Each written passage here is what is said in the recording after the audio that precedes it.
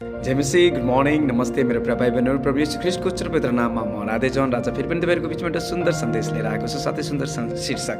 त्यही भएर यो भिडियोलाई अन्तसम्म सुनिदिनुहोस् र हुन्छ भने आफ्ना प्रियजनहरूलाई आफन्तहरूलाई सेयर गर्नुहोस् ताकि उहाँहरूले पनि आशिष पाउन सकोस्। किनभने सेयर इज केयरिङ म पहिला पनि भनेको छु। परमेश्वरलाई महिमा भएको होस् र आउनुहोस् आजको जुन शीर्षक रहेछ त्यस विषय हामी चर्चा गरौँ।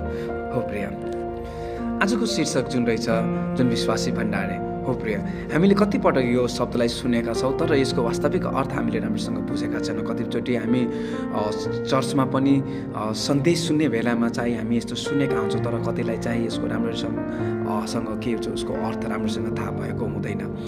त्यही भएर म आज तपाईँहरूको बिचमा यसको राम्रोसँग अर्थ बुझाउन म गइरहेको छु। त्यही भएर यो भिडियोलाई अन्तसम्म सुनिदिनुहोस् र हामी चाहिँ यो जुन विश्वासी भण्डारै रहेछ त्यस शब्दको वास्तविक अर्थ बुझेर हामी आशास पार्न सकौँ। हुन्छ प्रिय, जसरी कि मैले मुख्य पद लुका 12:42 पद मैले ल्याएको छु जसमा यसरी लेखेका छन् पवित्र शास्त्र बाइबलमा। म तपाईँहरूको लागि म पढिदिन्छु।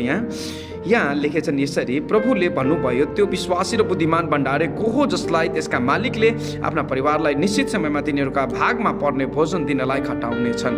हालेलुया, परमेश्वरलाई महिमा भएको होस्। प्रिय, विश्वासयोग्य र बुद्धिमान भण्डारे को हो, होइन? यहाँ हामी भण्डारे शब्द बुझ्छौँ। विश्वासी र भण्डारे विश्वासयोग्य को हो? प्रिय दाजुभाइ दिदीबहिनीहरू, भण्डारे भनेको मालिकको सम्पत्ति र कामको जिम्मा लिने व्यक्ति हो। ग्रिक भाषामा यसलाई ओइकोनोमोस भनेका छन् जसको अर्थ व्यवस्थापक वा निरीक्षक हो। भण्डारी मालिक होइन, ऊ केवल जिम्मेवार व्यक्ति हो वा सेवक हो। परमेश्वर हाम्रो जीवन, समय, प्रतिभा, परिवार र सेवा सबैको मालिक हुनुहुन्छ। हामी के भन्छन् र हामी उहाँका के भन्छन् भण्डारे हो। के भन्छन्? भण्डारे भनेको विश्वासी भण्डारे हो अनि रेखदेख गर्ने मात्र हो जसले मालिकको इच्छाअनुसार काम गर्छ, ख्रीष्टको शरीर मण्डलीको हेरचाह गर्छ, वचनद्वारा आत्मिक भोजन दिन्छ, प्रतिभाले बढाउँछ, प्रभात गर्दैन, कठिन समयमा पनि प्रभुसँग अडिग रहन्छ र गोप्य र सार्वजनिक जीवनमा समान रूपमा भक्तिपूर्ण रहन्छ। प्रभुको दोस्रो आगमन नभएसम्म त्यो प्रतीक्षा गरिरहन्छन्। त्यो भनेको के हो त? एउटा असल भण्डारे हो, असल विश्वासी भण्डार हो। हेर्नुहोस् प्रियहरू, एक दिन हामीले परमेश्वरलाई हिसाब दिनुपर्ने छ। त्यसैले आज नै हामी निर्णय गर्नुपर्छ कि हामी विश्वासयोग्य भण्डारे छौँ र बन्ने छौँ भनेर। हो प्रिय, निष्कर्षमा यदि हेऱ्यो भने प्रिय, सबै कुरा परमेश्वरको। हामी केवल व्यवस्थापक हौ, प्रभु के भन्छ व्यवस्थापक वा निरीक्षक हौ।